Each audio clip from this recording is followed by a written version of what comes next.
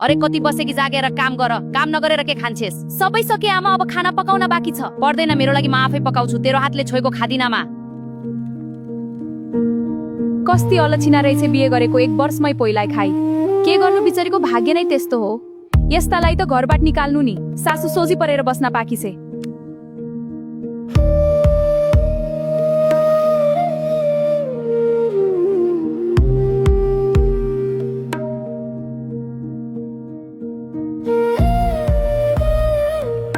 के भयो? सबै पानी पोख्यो।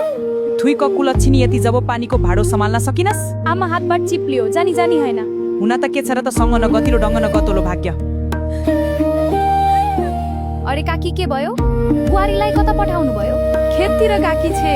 काकी गाउँमा बोक्सको हल्ला छ कि कतै तपाईको बुहारी त हैन? के भन्की नानी त्यस्तो? हेर्नुस् काकी, यस्ता कुलछिना महिलालाई घरमा राख्यो भने तपाईको कुल बिग्रुन सक्छ। समयमा विचार गर्नुस् है, मैले त सम्झाउने कुरा सम्झाइएकी छु। के हो काकी, घरमा छोरा खाने आइमा राखेर खुब खुसी हुनुहुन्छ त। याद गर्नुस् है, पछि त्यसैले गर्दा तपाईले पनि गाउँ छोड्नु पर्ला।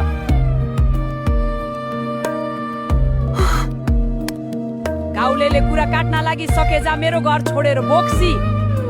आमा म बोक्छु हैन, अर्को कुरा सुनेर यस्तो नगर्नुस् न मलाई।